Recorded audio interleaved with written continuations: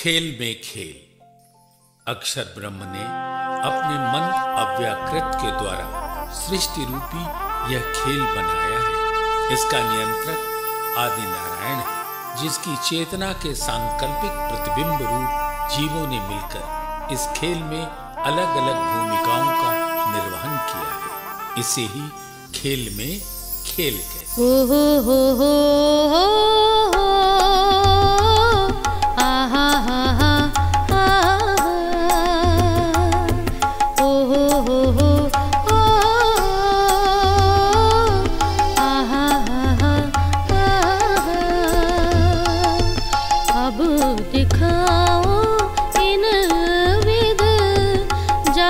समझ सब होए, भेले हैं सत असत सो जुदे कर दे दोए।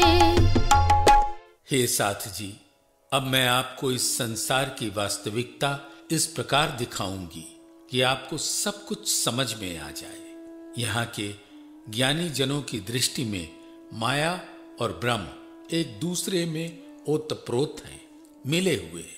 मैं तारतम्य वाणी के प्रकाश में उन दोनों को अलग अलग करके बताती हूँ। भावार्थ, यद्यप कुछ संप्रदाय ऐसे भी हैं जो माया से परे ही ब्रह्म का स्वरूप बताते हैं, किंतु वे यह स्पष्ट नहीं कर पाते हैं कि माया का विस्तार कहाँ तक और किस प्रकार है। चारों वेदों के पुरुष सूक्त के मंत्रों में चतुष्पाद विभूति का वर्णन है, जिसमें यह दर्शाया गया है कि किस प्रकार चौथे पाद अव्याकृत से माया का प्रकटीकरण होता है, और इस चतुष्पाद विभूति में ब्रह्म की अखंड लीला है, जिसके परे परम धाम है। किंतु तारतम्य ज्ञान से रहित होने के कारण इस रहस्य को कोई भी समझ नहीं पाता है। इन खेल में जो खेल है सो कहत न आवे पार, इन भेखों में जो शोभहि सो कहूँ नेक विचार। सृष्टि के इस खेल में जीवों के द्वारा जो खेल खेला जा रहा है, उसका पूर्ण रूप से वर्णन कर पाना संभव तो नहीं है। इस सृष्टि में अनेक प्रकार के रूप, रंग और वेशभूषा वाले मनुष्य तो हैं ही, परंतु आध्यात्मिक क्षेत्र में एक ही स्थान में रहने वाले लोग जो वेशभूषा, भाषा एवं रंग रूप में समान होते हैं, संप्रदाय भेद से अनेकों प्रकार की वेशभूषा धारण कर लेते हैं और अपनी उपासना पद्धति भी अलग अलग बना लेते हैं। इसके संबंध में मैं अपने कुछ विचार बता रही हूँ। भावार्थ, एक ही काशी नगरी या किसी भी स्थान में अनेकों पंथों के महात्मा रहते हैं, जिनकी वेशभूषा, उपासना पद्धति एवं दार्शनिक सिद्धांत संप्रदाय के अनुसार निश्चित किए जाते हैं। उपरोक्त चौपाई में इसी तथ्य को दर्शाया गया है। कई द्योहर अपासरे, कई मुनारे मसीत, तालाब कुआं कुंड बावरी, माहे विषम कई रीत। संसार में जगह जगह पर हिंदुओं और जैनियों के बहुत से मंदिर तथा मीनारों से सुशोभित मस्जिदें हैं। परोपकार की भावना से लोगों ने स्थान स्थान पर तालाबों, कुओं, कुंडों तथा बावड़ियों, सीढ़ीदार कुओं का निर्माण कराया है। इसके अतिरिक्त यात्रियों के निवास के लिए अनेक प्रकार की धर्मशालाएं भी बनी हुई हैं। कई भेख जो साध कहावे, कई पंडित पुराण, कई भेख जो जालिम, कई मूर्ख अजान। साधु महात्माओं की अनेक प्रकार की वेशभूषा है। इसी प्रकार अत्याचारी डकैतों की भी अनेकों वेशभूषा है। पंडित जन जहां तहां पुराणों की कथा करते दिखाई देते हैं, वहीं अनेकों मूर्ख और अज्ञानी लोग निरर्थक घूमा करते हैं। कई अन्न नीर सबीले, कई करे दया दान, कई तर्पण तीर्थ, कई करे नित स्नान। कुछ लोग सबकी सुविधा के लिए भोजन हेतु अन्न क्षेत्र खोलते हैं, तो कुछ लोग जल के प्याऊ खुलवाते हैं। बहुत से लोग दूसरों के प्रति दया की भावना से दान करते हैं। कई लोग तीर्थों में जाकर तर्पण करते हैं, तो स्वयं को शुद्ध करने की भावना से बहुत से व्यक्ति प्रतिदिन स्नान करते हैं। भावार्थ, जीवित माता पिता एवं भद्र जन ही पितर पालन करने वाले हैं। मरे हुए का तो पुनर्जन्म हो जाता है। इस प्रकार जीवित पूज्य जनों की श्रद्धा पूर्वक सेवा ही श्राद्ध करना है तथा अपनी सेवा से उन्हें तृप्त करना तर्पण करना है। मरे हुए व्यक्तियों का श्राद्ध और तर्पण करना वेद शास्त्र के पूर्णतया विरुद्ध है। कई कहावे दर्शनी, धरे जुदे जुदे भेख, सुध अपना पार की, हृदय अंधेरी विसेख। कुछ लोग दर्शन शास्त्र के ज्ञाता कहलाते हैं। वे अलग अलग प्रकार की वेशभूषा धारण करते हैं। उनके हृदय में अज्ञानता का अंधकार भरा होता है। न तो उन्हें अपनी पहचान होती है और न निराकार के पार की। भावार्थ, 6 दर्शनों में सृष्टि के 6 कारणों की व्याख्या है। दर्शनों के सूक्ष्म रहस्यों को जानने के लिए समाधिस्थ प्रज्ञा की आवश्यकता होती है। वर्तमान समय में दर्शनों के विद्वान मात्र शब्दचार और वाद विवाद में उलझे रहते हैं। मूल वेदों के ज्ञान, तारतम्य एवं योग से दूर होने के कारण वे वास्तविक सत्य को जानने से वंचित रह जाते हैं। उपरोक्त चौपाई में दर्शन के विद्वानों को अज्ञान में लिप्त रहने का यही आशय है।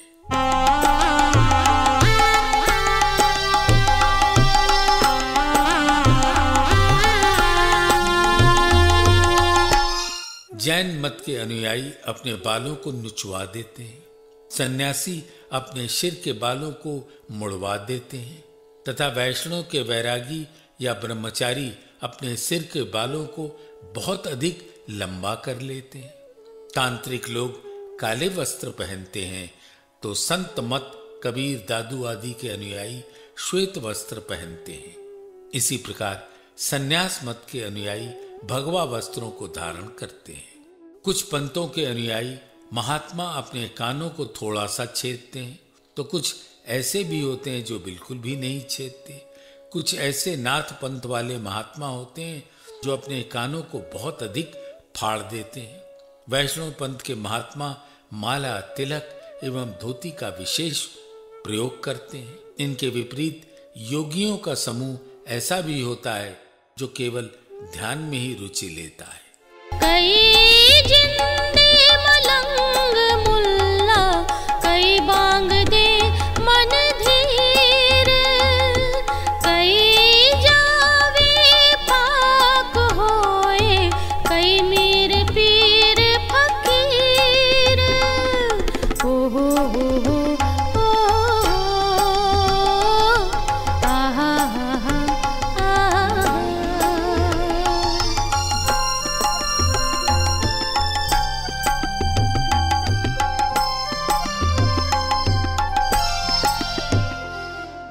कुछ लोग जीते जी ही सांसारिक सुखों का परित्याग कर देने वाले मलंग हैं, तो कुछ मुल्ला के रूप में मस्जिद में नमाज की अजान देकर अपने मन को शांत करने का प्रयास करते हैं। कुछ लोग मीर, पीर या फकीर बनकर स्वयं को पवित्र बनने का दावा करते हैं। भावार्थ, मीर, पीर एवं फकीर के संबंध में संत वाणी का कथन है, हद लखे सो मीर, बेहद लखे सो पीर, हद बेहद दोनों लखे ताको नाम फकीर। उपरोक्त चौपाई के प्रथम चरण में जिंदे का तात्पर्य जीवित रहते से ही है।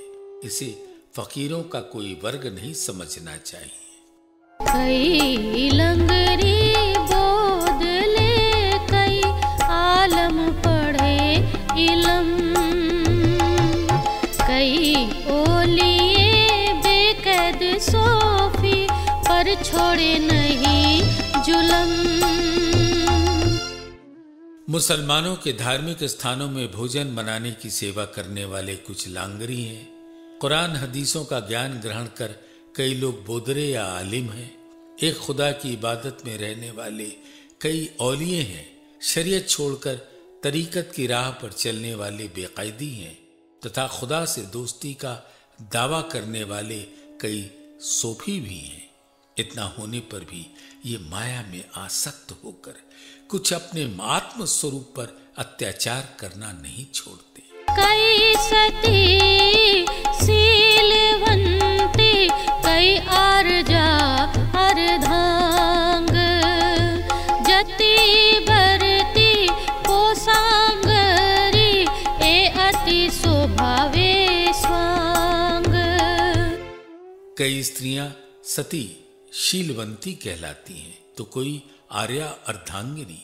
इसी प्रकार पुरुषों में कुछ यति हैं तो कुछ व्रतों का पालन करने वाले व्रती हैं और कुछ कठोर तप करने वाले जैन महात्मा हैं। ये अपने आचरण एवं तप से बहुत प्रसिद्ध होते हैं। भावार्थ, एकमात्र अपने पति से ही प्रेम करने वाली स्त्री सती कहलाती है। माधुर्य गुण वाली स्त्री शीलवंती कहलाती है। श्रेष्ठ गुण कर्म और स्वभाव वाली स्त्री आर्या कहलाती है। विषयों का त्याग करके तपोमय जीवन बिताने वाले योगी को यति कहते हैं। सत्य, अहिंसा, अस्तेय, ब्रह्मचर्य तथा अपरिग्रह आदि महाव्रतों का पालन करने वाले व्रती कहे जाते हैं। कई जुगते जोगी जंगम, कई जुगते सन्यास, कई जुगते देह दमे पर छूटे नहीं जम खास। कई लोग सदा चलते रहने वाले योगी के आचरण का विधिवत पालन करते हैं तो कई सन्यास के नियमों का कठोरता पूर्वक पालन करते हैं। कई समाधि की प्राप्ति के लिए शरीर को अति कष्ट साध्य साधनाओं से होकर गुजारते हैं, फिर भी मृत्यु के बंधन से ये मुक्त नहीं हो पाते हैं। भावार्थ, कुछ योगी एक स्थान पर 1 या 3 रात्रि से अधिक नहीं ठहरते। इन्हें जंगम विचरणशील योगी कहते हैं। ब्रह्म के साक्षात्कार से ही जन्म मृत्यु के बंधन से छुटकारा मिलता है, हठ योग की कष्ट साध्य साधनाओं से नहीं। कई सेवी, कई वैष्णवी, कई साखी समरथ, लिए जो सारे गुमाने सब खेले छल अनरथ। कुछ शैव है तो कुछ वैष्णव है। कुछ लोग साखियों की रचना करने में प्रवीण है। इस प्रकार सभी लोग अहंकार में मग्न होकर माया के निरर्थक खेल में मग्न है। कई श्रीपाद ब्रह्मचारी, कई वेदिये वेदांत, कई गए पुस्तक पढ़ते परमहंस सिद्धांत। कई पूज्यपाद ब्रह्मचारी के रूप में प्रसिद्ध हैं तो कई वेद वेदांत के ज्ञाता माने जाते हैं। परमहंसों के सिद्धांतों पर प्रकाश डालने वाले ग्रंथों को पढ़ते पढ़ते बहुत से लोग इस संसार से चले गए, किंतु कोई भी ब्रह्म मुनियों के अतिरिक्त वास्तविक परमहंस नहीं बन सका। कई अवतार तीर्थ कर, कई देव दानव बड़े बल, बुजुर्ग नाम धराया पर छोड़े न काहू छल। संसार में भगवान विष्णु के 24 अवतार एवं 24 तीर्थंकर हो चुके हैं। बहुत शक्ति रखने वाले अनेकों देवता और दानव भी हो चुके हैं। इन अवतारों, तीर्थंकरों तथा देव पुरुषों का नाम महान व्यक्तित्व के रूप में लिया जाता है, किंतु माया के छल से इनमें कोई भी अलग नहीं हो सका, अर्थात ये भी निराकार से परे नहीं जा सके। कोई जैन महात्मा है तो कोई बौद्ध, किसी ने पादरी का भी भेष धारण कर रखा है। कुछ लोग चामुंड राक्षस का वध करने वाली काली जी चंडी के भक्त हैं। स्पष्ट रूप से ये लोग माया के आडंबरों में इतना अधिक फंसे हुए हैं कि उसकी कोई सीमा ही नहीं। भावार्थ, जैन मत अनादि परमात्मा की सत्ता को नहीं मानता है। बौद्ध मत में तो न आत्मा का अस्तित्व है और न परमात्मा का। इसी प्रकार पादरी लोग भी मद्य, मांस एवं भौतिकता से स्वयं को दूर नहीं कर पाते।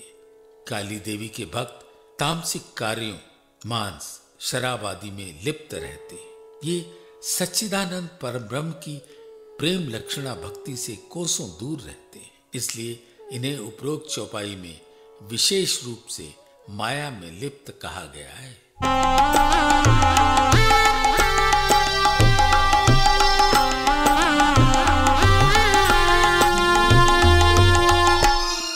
कुछ लोग आडंबरपूर्ण चमत्कारिक क्रियाओं के प्रदर्शन में लगे रहते हैं, तो कुछ लोग मानव खोपड़ी लेकर श्मशान में तरह तरह के मंत्रों से तांत्रिक क्रियाओं, यंत्रों की सिद्धि करते हैं। कुछ साधु वन में मिलने वाली जड़ी बूटियों को औषधि के रूप में प्रयोग करके चमत्कारिक उपचार का प्रयास करते हैं। कुछ लोग तरह तरह की धातुओं, स्वर्ण, चांदी, लौह आदि से भस्मों की गोलियां बनाने में ही स्वयं को धन्य धन्य मानते हैं। भावार्थ, वाम मार्गी तांत्रिक मत वेद विरुद्ध ऐसा मत है जिसमें मद्य, मांस, मछली तथा भोग विलास से ही मुक्ति की प्राप्ति मानी जाती है। यह मत शाक्त संप्रदाय का विकृत रूप है।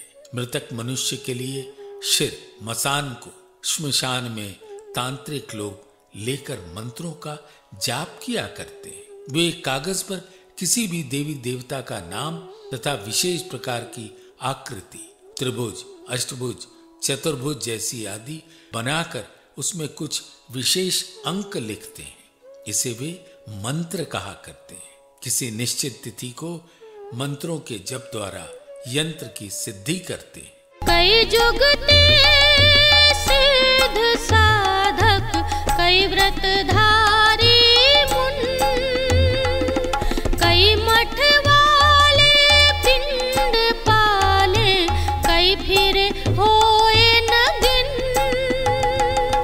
ओ हो हो ओ, आहा हा हा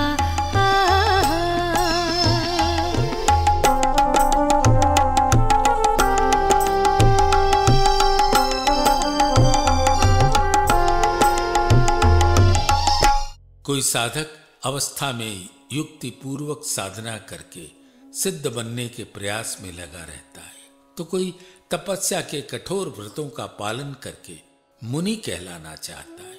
मठों में रहने वाले साधु प्रायः ज्ञान वैराग्य से उदासीन होकर शरीर पोषण में ही अधिक रुचि लेते हैं। कुछ अपने को पूर्ण त्यागी सिद्ध करने के लिए अवधूत वेश में नग्न होकर ही घूमा करते हैं। कुछ लोग 6 चक्रों, नाड़ियों के शोधन, प्राणायाम, अजपा शब्दों तथा अनहद की मधुर ध्वनियों को सुनने की साधना करते हैं। कुछ लोग इड़ा, पिंगला एवं सुषमना के मिलन स्थान में धारणा कर ज्योति के दर्शन और सोहम आदि शब्दों को सुनने के अनुभव में लगे रहते हैं। भावार्थ, मानव शरीर में 8 चक्र होते हैं, किंतु साधना में विशेषकर 6 चक्रों का प्रयोग होने से यहाँ 6 ही चक्रों का वर्णन है। इड़ा, पिंगला तथा सुषमना नाड़ियां ललाट के भाग में जिस बिंदु पर मिलती हैं उसे त्रिकुटी या त्रिवेणी कहते हैं। जो शब्द बिना जपे ध्यान में सुनाई पड़े उसे अजपा जप कहते हैं। सुरति, शब्द योग के अनुसार पांचों ब्रह्मांडी शब्द निरंजन, ओम, सोहम, शक्ति तथा ररम ध्यान में निरंतर गूंजते रहते हैं। इसलिए इन्हें अजपा जप कहते हैं, क्योंकि बिना वाणी से जपे ये ध्यान में सुनाई पड़ते हैं। किंतु इन पांचों में विशेषकर ओम और सोहम शब्द का ही अजपा शब्द के रूप में प्रचलन है। कई संत जो महंत, कई देखते दिगंबर, पर छल ना छोड़े काहू को, कई कापुड़ी कलंदर। कई संत आश्रमों में महंत बनकर वैभवशाली एवं प्रतिष्ठित जीवन जीते हैं। इनके विपरीत कुछ महात्मा दिगंबर जैनी या दिगंबरी अखाड़े के पूर्णतया नग्न ही रहते। उनकी कमर में लंगोट तक नहीं होती।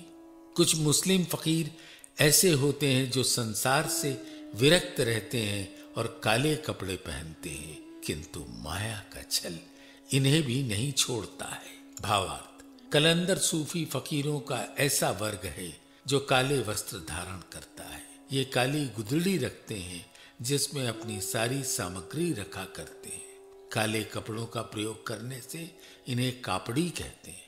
कई आचारी आप्रसी, कई करे कीर्तन,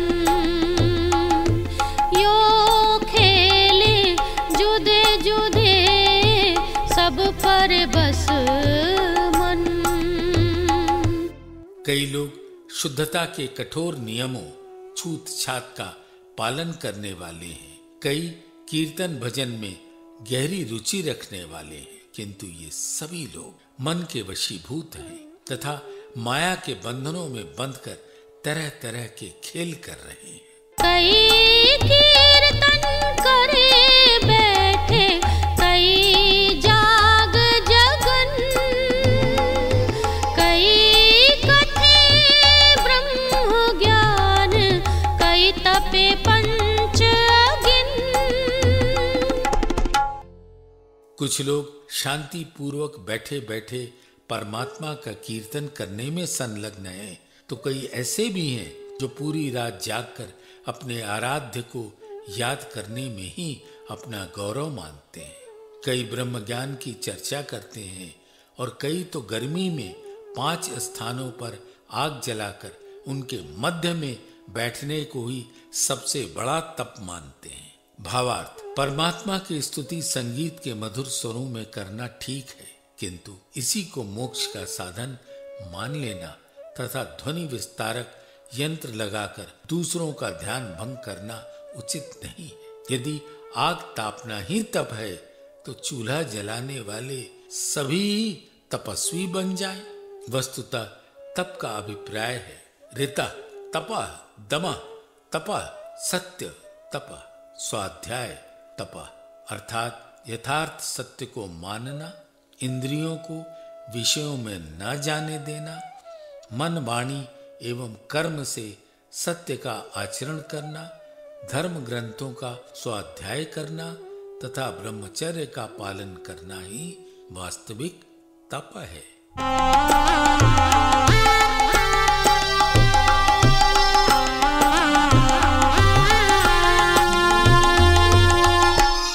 कई लोग इंद्रियों को उनके विषयों से रोकने का प्रयास तो करते हैं, किंतु मोह के बंधन में होने से ऐसा करने पर उनके मन को बहुत ही कष्ट का अनुभव होता है। कई लोग अपने हाथों को ऊपर करके खड़े होकर तप करते हैं। आधुनिक वेदांती तो स्वयं को ब्रह्म स्वरूप मानकर बाह्य रूप से शांत होकर बैठे रहते हैं। भावार्थ, किसी भी आर्ष ग्रंथ में खड़े होकर तथा अपनी भुजाओं को ऊपर करके तप करने का कोई भी विधान नहीं है। वस्तुतः ये तामसिक कर्म है। पौराणिक लोगों ने तप की उल्टी व्याख्या की है। योग दर्शन में कहा गया है कि स्थिर सुखम आसनम, अर्थात जिससे स्थिरता पूर्वक सुख से बैठा जा सके वही आसन है। केवल वेदांत के सूत्रों को पढ़ने मात्र से ही कोई ब्रह्म ज्ञानी नहीं हो सकता है, अपितु ध्यान समाधि का आश्रय लेकर प्रियतम का साक्षात करने पर ही कोई सच्चे अर्थों में ब्रह्म ज्ञानी कहला सकता है। कई फिरे देश देशांतर, कई करे कास, कई कपाली आघोरी, कई लेवे ठंड पाओस। कई महात्मा देश देशांतर में घूमते रहते हैं, कई शीत ऋतु में भी भयानक ठंडक में भी ओस में साधना करते हैं, तो कई दिन रात शीतल जल में खड़े रहकर आराधना करते हैं। कई कापालिक तांत्रिक हैं तो कई अघोरी हैं। भावार्थ, कापालिक अपने हाथ में मृतक मनुष्य का सिर कपाल लिए रहते हैं तथा श्मशान में रहकर तांत्रिक साधना करते हैं। ये मद्य मांस का सेवन करते हैं।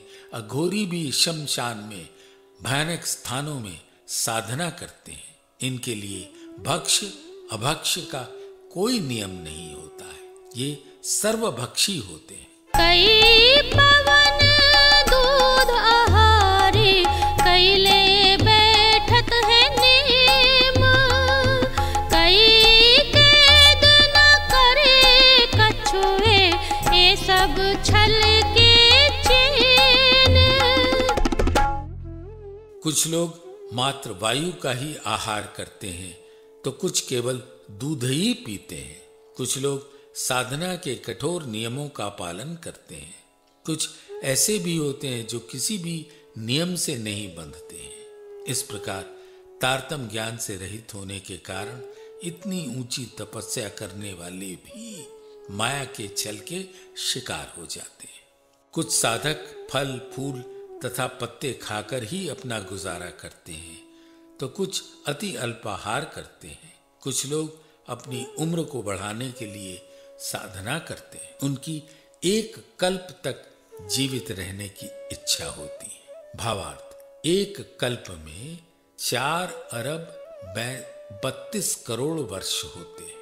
जब योगी पंचभूतों पर विजय प्राप्त कर लेता है तो वह एक कल्प तक अपने तन को रख सकता है। उसका शरीर योगाग्निमय हो जाता है। इसका सांकेतिक वर्णन श्वेता उपनिषद में किया गया है।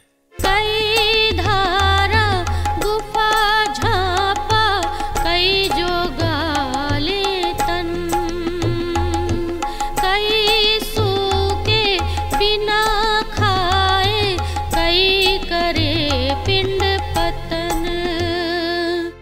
कुछ साधक नदियों की धारा के पास तो कुछ गुफाओं में साधना करते हैं। वे पर्वत की चोटी से छलांग लगा देते हैं या बर्फ में अपने शरीर को गला देते हैं। कई भोजन न करके अपने शरीर को सुखा देते हैं और कई अन्य क्रियाओं से अपने शरीर को समाप्त कर देते हैं। यो वैराग जो साधना करे, जुदे जुदे उपचार, यो चले सब पंथ पेड़े, यो खेले सब संसार। ओ हो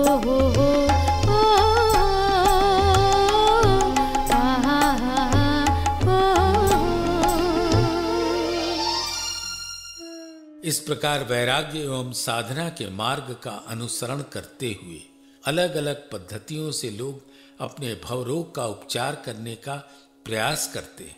सभी मत पंथों की राह इसी के ऊपर केंद्रित होती है। इस प्रकार सारा संसार शरीर, मन तथा बुद्धि के द्वारा होने वाली साधना पर ही निर्भर रहता है। कोई भी आत्मिक दृष्टि से चलने का मार्ग नहीं अपना पाता।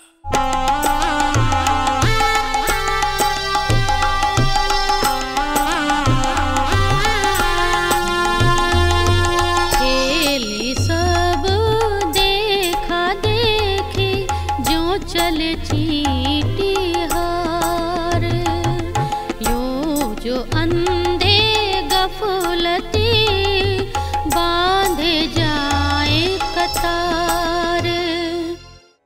जिस प्रकार चींटियां एक दूसरे के पीछे आंख मूंद कर चला करती हैं, जिससे उनकी पंक्तिबद्धता दिखाई पड़ती है। उसी प्रकार अज्ञानता और संशय में डूबे हुए लोग एक दूसरे की देखा देखी राह अपनाते हैं, जिसका परिणाम यह होता है कि ये भी संप्रदायों की पंक्ति लगाकर चलने के लिए विवश हो जाते हैं। भावार्थ, तारतम्य ज्ञान में रहित होने पर संशय नहीं मिटते और परम धाम का लक्ष्य न होने से आत्मिक दृष्टि का मार्ग भी नहीं मिलता। परिणाम स्वरूप निराकार को कोई भी पार नहीं कर पाता है। आगे की चौपाई में यही बात दर्शाई गई है। कोई ना चीन्हे आपको, ना चीन्हे अपनो घर, जिमी पैड़ा न सूझे काहू, जात चले इन पर। इस संसार में तारतम्य ज्ञान से रहित होने के कारण किसी को भी न तो अपनी पहचान है और न अपने मूल घर की। किसी को भी ये समझ में नहीं आता है कि ये संसार कैसा है और इससे परे जाने का मार्ग क्या है। वे आंख मूंद कर बैकुंठ निराकार के ही मार्ग पर चलते जा रहे हैं। बाजीगर न्यारा रहया, एक खेलत कबूतर, तो कबूतर जो खेल के, सो क्यों पावे बाजीगर।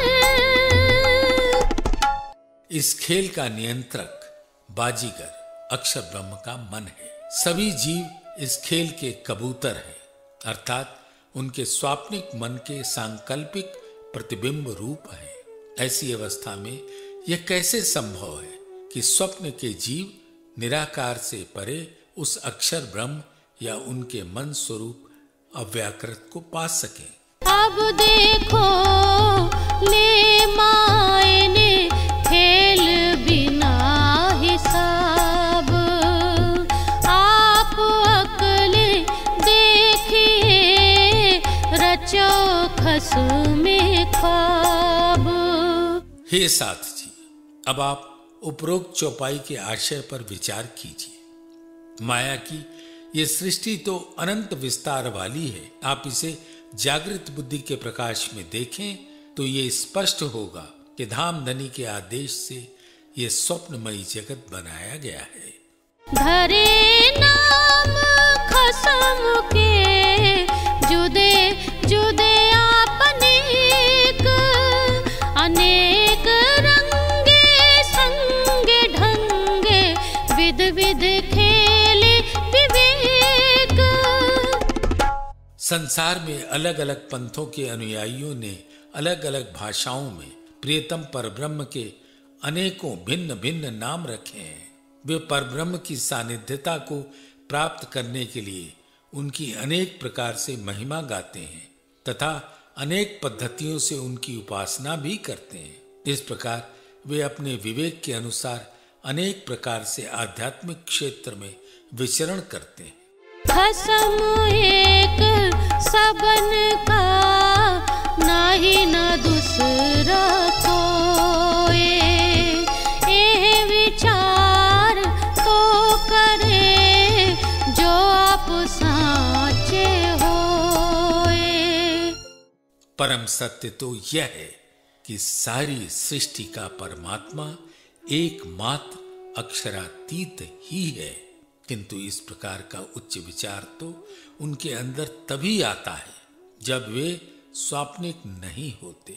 भावार्थ, यद्यप वैदिक काल में प्राय सभी लोग एक ही ब्रह्म की उपासना करते थे, किंतु अक्षरातीत का ज्ञान उन्हें भी नहीं था। तमोगुण की वृद्धि के साथ साथ अज्ञान की भी वृद्धि होती गई। मूर्ति पूजक हिंदू तो एक अद्वैत ब्रह्म से अलग हजारों देवी देवताओं तथा पत्थरों, वृक्षों, भूत प्रेतों की पूजा करते ही हैं। मुस्लिम एवं क्रिश्चियन की भी निष्ठा कलंकित है।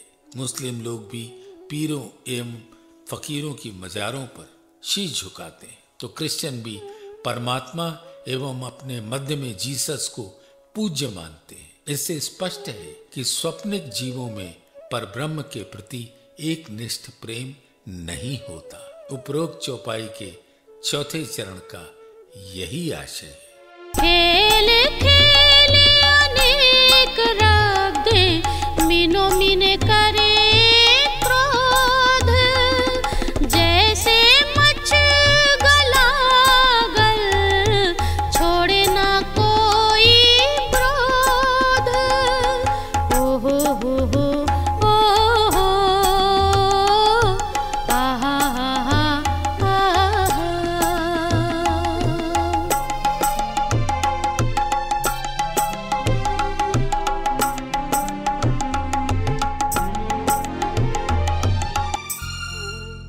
संसार में लोग धर्म के नाम पर माया का खेल खेल रहे हैं। वे सैद्धांतिक विषयों पर मतभेद, स्वार्थ या अहंकार के कारण आपस में क्रोध पूर्वक वैसे ही लड़ते हैं जैसे बड़ी मछलियां आपस में एक दूसरे छोटे को निगल जाती हैं, जिसके परिणाम स्वरूप उनमें हमेशा ही विरोध बना रहता है।